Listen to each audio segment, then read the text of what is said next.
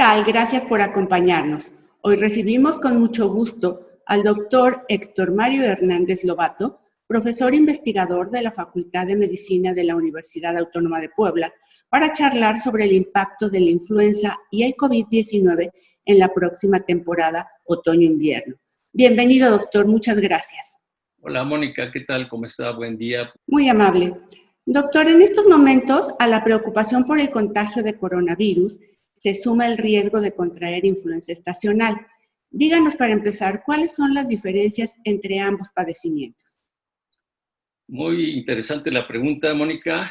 Quisiera hacer una remembranza, primero, de que ambas, tanto el COVID como la influenza, son producidas por virus con una alta letalidad y además una alta contagiosidad. Recuerdo en la primera entrevista que me hizo favor de hacer, que fue el 6 de mayo, México tenía aproximadamente 2.500 lamentables muertes y ya se habían publicado en el mundo 29,000 artículos al respecto. Ahora, hoy, 11 de septiembre, lamentablemente hay más de 69,000 muertos, es decir, 69,469 según las cifras del día de ayer, muertes en México. Hay 37,000 artículos sobre el COVID y, sin embargo, todavía estamos aprendiendo mucho al respecto. Se nos había dicho que solamente era para personas de la tercera edad, con personas con insuficiencias en la inmunología o incluso con padecimientos crónico-degenerativos. Y hoy todos los seres humanos nos damos cuenta que podemos ser afectados. Hemos visto ya lamentablemente fallecimientos de jóvenes, de adolescentes, de adultos, de niños y lógicamente también de la tercera edad. Quiere decir que, como lo mencioné en ese entonces, lo que se sabía era nada y lo que se sabe ahora todavía sigue siendo un proceso de aprendizaje con respecto a la enfermedad del COVID. Y ahora, con su pregunta, tiene mucha relación, porque en el caso de la influenza, como todos sabemos, ya es una enfermedad infecciosa estacional. Estamos cumpliendo casi 11 años, es decir, más de una década que se instauró. Es también con una alta letalidad. En términos generales, produce entre 15,000 y 20,000 fallecimientos al año. Por consiguiente, hablar de la suma de un COVID más una influenza es casi estar hablando de una desgracia. Nosotros tenemos, en todo caso, en el caso de los productores del virus del COVID, sabemos que es el SARS-CoV-2. En el caso de la influenza, y es muy conocido para todos los que han leído o están frecuentemente informándose, están los grupos A y B, y del A está el H1N1, que es el que más ha atacado a la humanidad, y el H3N3. Esa es una de las principales diferencias en relación a la infección. Los dos son virales, pero su virus es completamente diferente. Lo importante es que los síntomas son exactamente parecidos. Es muy poca la diferencia entre tener un síntoma de influenza y tener un síntoma de COVID. Yo quisiera hacerles algo mnemotécnico para que las personas que nos vean vayan haciendo un seguimiento de cómo poder identificar su padecimiento. Vámonos de arriba hacia abajo. Primero, sobre la cabeza. Dolor de cabeza, temperatura, y más adelante vamos a hablar sobre hipertermia y lo que es una febrícula. Problemas de olfato y o rinorrea, es decir, la secreción mucosa, a veces constipación, ardor de garganta, tos seca, dolor de pecho, dolor al momento de respirar, problemas de lo que sería digestivos de náusea y vómito y diarrea, que aquí tal vez podríamos hacer alguna diferencia. La diarrea en la influenza es más frecuente en los niños que en los adultos. El problema de la pérdida del olfato y del gusto es más frecuente en el COVID y no en la influenza. Esos pequeños datos pueden ser significativos para que nosotros podamos determinar. si es una u otra enfermedad. Ahora, ¿qué es lo que importa también de los trastornos digestivos? El dolor articular o el dolor muscular completo y el ataque al estado general. Es decir, esa sensación de debilidad, esa sensación de no querer hacer nada, esa sensación de no querer hacer nada, de quedarnos solo en cama, que por un lado nos beneficia. Y aquí es donde la persona que nos vea, el auditorio, puede irse autovalorando, esto claro, sin tener que sobreponer lo que representa una consulta médica. No se trata de que con esta entrevista o con lo que escuchen o lo que muchas veces lean en el internet sustituyan una consulta médica. Doctor, ¿cuáles son los periodos de contagio de la influenza? Es algo que tiene que ver mucho igual que en el caso del COVID. Normalmente la influenza puede ser un periodo de contagio que tiene que ver con el día anterior a lo que representa la manifestación clínica. Desde ese momento y o hasta 7 días después puede manifestarse el proceso de infección. En el caso del COVID, sabemos que una vez que se ha puesto en contacto con alguien que esté infectado, puede pasar un periodo de incubación de hasta 14 días y por eso esa famosa catorcena de estar encerrados y de llevar un cierto control. En el caso de la influenza, y lo que mencionaba hace un momento, tendría mucho que ver con la parte sintomática. En el caso del COVID y en el caso de la influenza, queremos hacerles entender, queremos sugerirles, queremos proponerles, queremos invitarlos a que la parte fundamental sea estar en casa. El estar en casa ya nos ayuda mucho a que pueda tener una menor propagación de este virus. No se puede estar en casa, bueno, entonces hagamos las medidas generales que siempre hemos visto.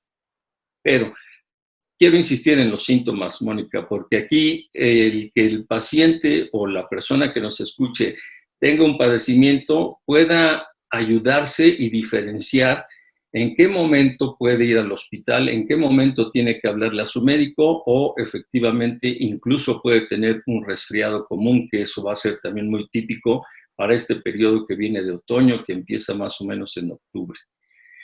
Cuando me refería a la dificultad respiratoria, normalmente tiene que ver con lo que representa el proceso de intercambio de oxígeno con la sangre para que se pueda saturar la hemoglobina y pueda llevar esa oxigenación a todos los niveles del organismo.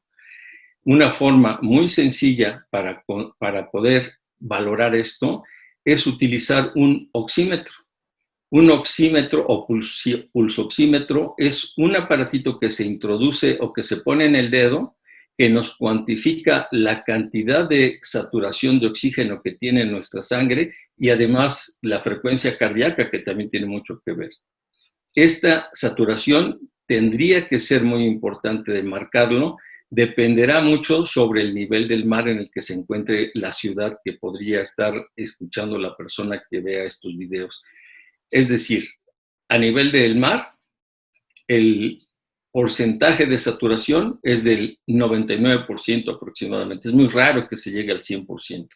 En Puebla estamos a 2.135 metros aproximadamente. Es decir, nuestra saturación promedio está entre el 94 y 95%. Médicamente, clínicamente, es aceptado que una saturación de oxígeno en nuestro organismo sea promedio del 90%. Hasta ahí podemos ir bien. Si nuestro oxímetro nos baja de 90, hay que tener cuidado de 90, 85, porque en ese momento ya nos está prendiendo una luz amarilla de cuidado, porque no está viendo una completa saturación de oxígeno y próximamente tendré pérdida del conocimiento, de la lucidez.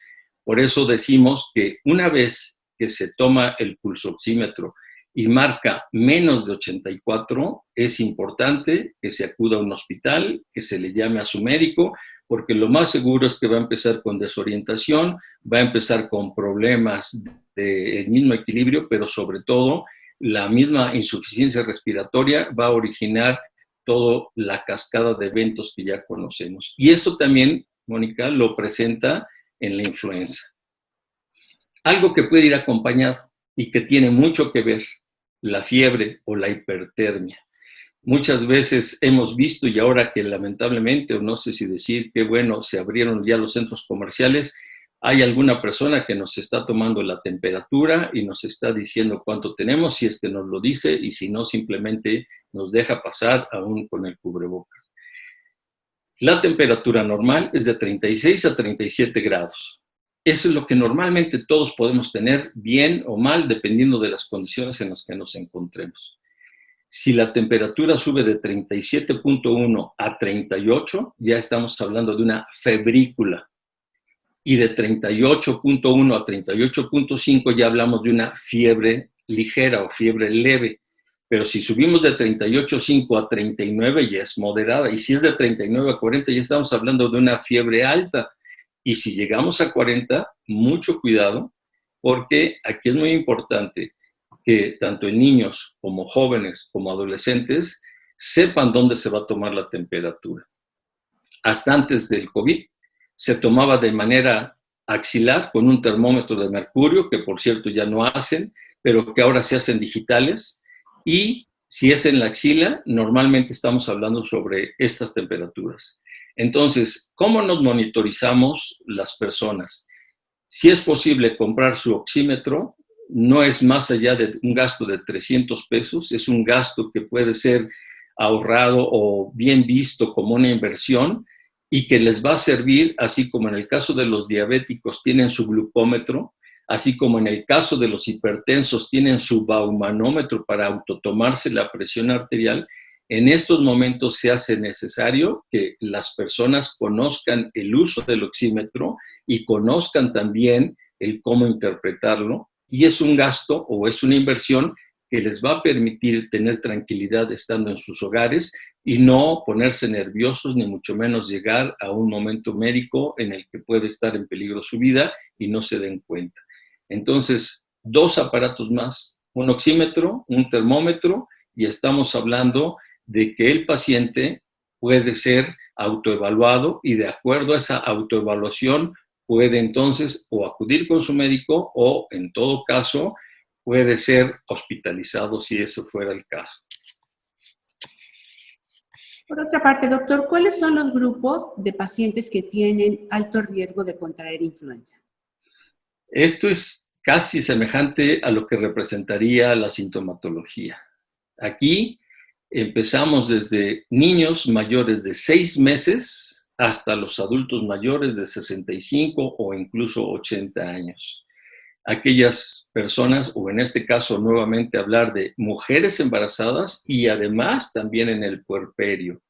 En el caso de los adolescentes que están entre 18 y 19 años, pero que están utilizando algún tratamiento que les lleve a utilizar aspirina o que lleve a utilizar medicamentos que deprimen el sistema inmunológico también. Las enfermedades metabólicas como la diabetes mellitus, que ya lo habíamos mencionado también, la obesidad exógena en un índice de masa corporal mayor de 40 puede ser un factor predisponente. Las personas asmáticas, que también no lo hemos considerado o no se consideran hasta que viene el proceso de asma, nos puede ser un factor predisponente. Y lógicamente ya en enfermedades crónico-degenerativas como el cáncer o la radiación o la quimioterapia, o en el caso de personas que tienen VIH y SIDA, y algo que tal vez también yo quisiera recalcar en esta ocasión, por lo que quisiera decir también al final. El personal de salud. El personal de salud, todos las personas, todo el individuo que intervenga en un hospital o en una consulta debe ser vacunado, sea enfermera, sea médico, sea camillero, sea de intendencia, deben de ser atendidos y deben de tener la precaución de no contraer esta enfermedad, porque aquí nos encontramos ya en un doble dilema. Este médico o nosotros los médicos no solo estamos para defender o para ayudar a la estabilidad del paciente y mejorar su aspecto clínico, sino que ahora también, como hemos visto, somos susceptibles de ser infectados. Lamentablemente, estamos ocupando uno de los primeros lugares en donde los médicos, el área médica, el servicio del área de la salud, está teniendo una alta tasa de muertes por atención a estos pacientes. Doctor, ¿cuáles son los estudios para el diagnóstico de la influenza, más allá de lo que ya usted nos explicó como previsiones que podemos tomar en casa? Claro.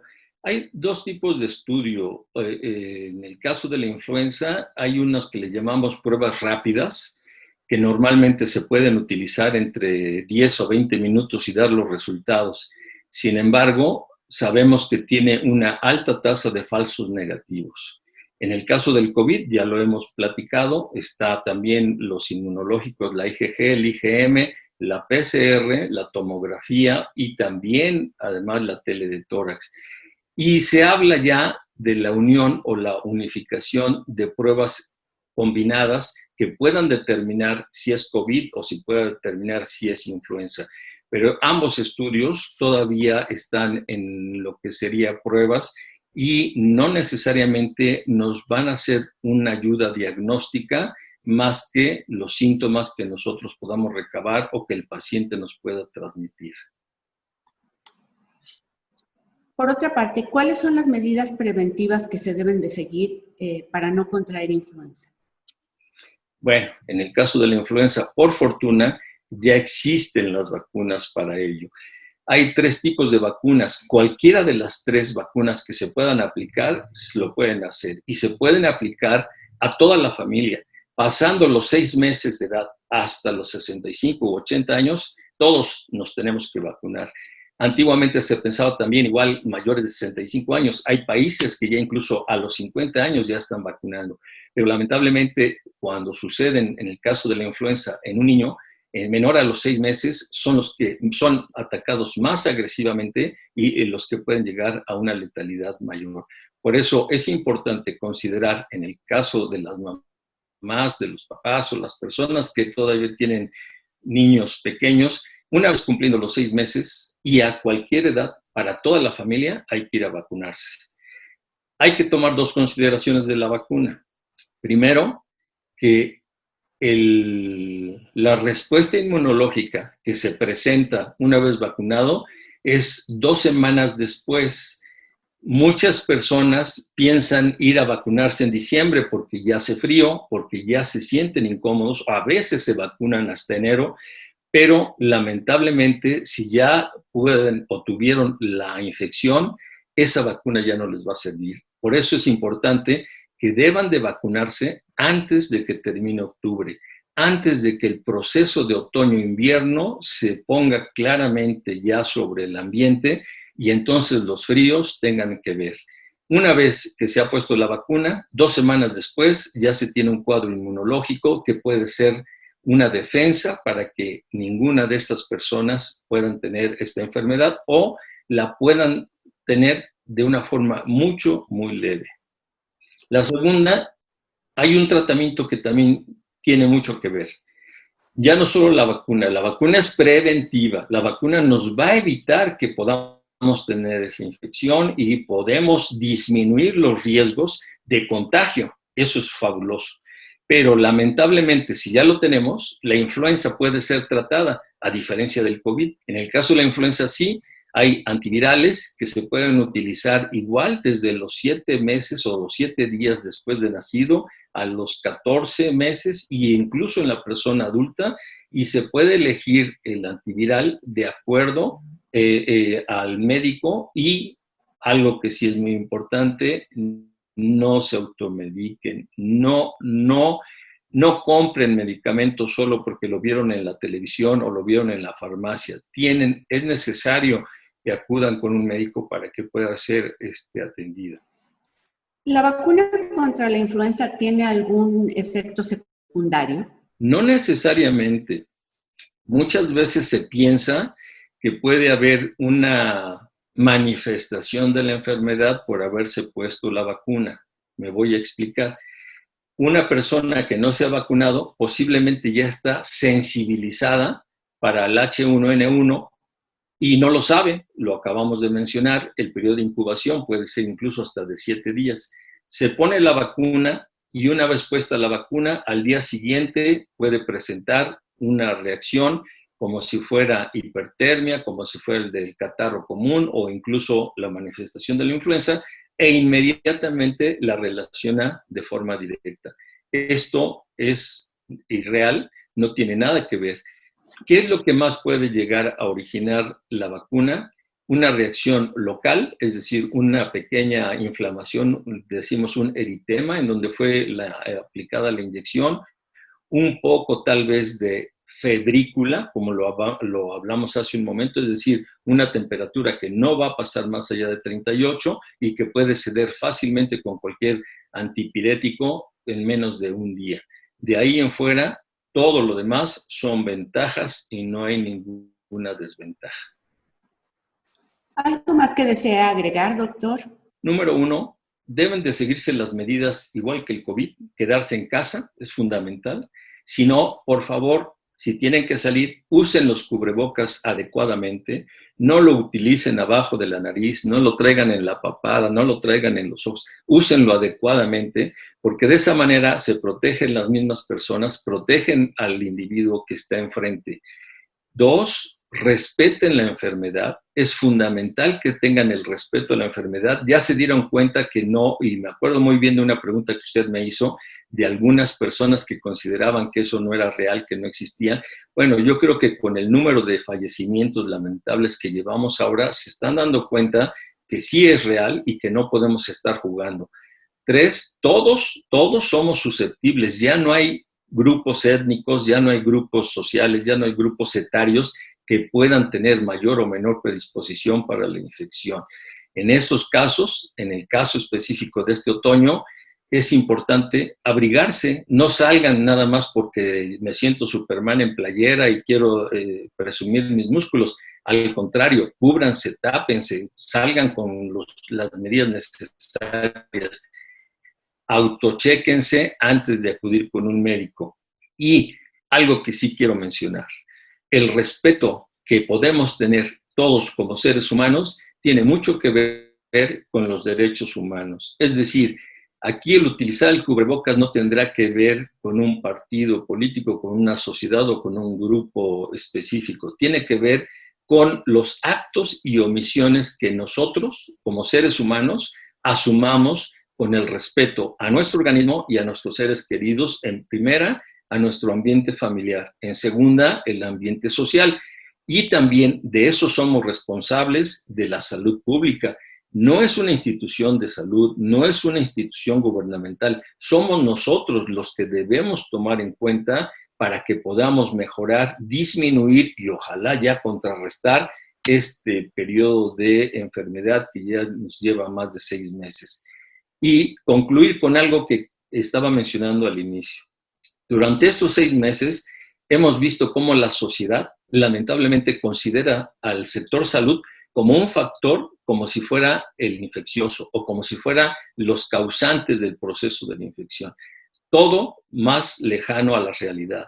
Aquí estamos hablando de que al igual que nosotros somos seres humanos, también estamos propensos a infectarnos. Luchamos por el bienestar y la estabilidad y la salud de nuestro paciente o de nuestra paciente, en este caso como ginecólogo y atendiendo a mis pacientes embarazadas, pero también tenemos que cuidarnos de no ser infectados y al no ser infectados, no infectar a nuestra familia. Por consiguiente, debemos tener ese respeto, esa reciprocidad y esa suma de esfuerzos para que efectivamente entonces y solo entonces esta pandemia y además esto que viene de la influenza pueda ser limitado, pueda ser aminorado y que por fortuna podamos salir avantes y ojalá con el menor daño posible. Le agradecemos mucho, doctor Héctor Mario Hernández Lobato, por acercarnos a este tipo de información. Muchas gracias. Gracias a usted, Mónica, y siempre a sus órdenes. A todos ustedes nos veremos pronto. Déjanos tus comentarios y si te gustó, dale like.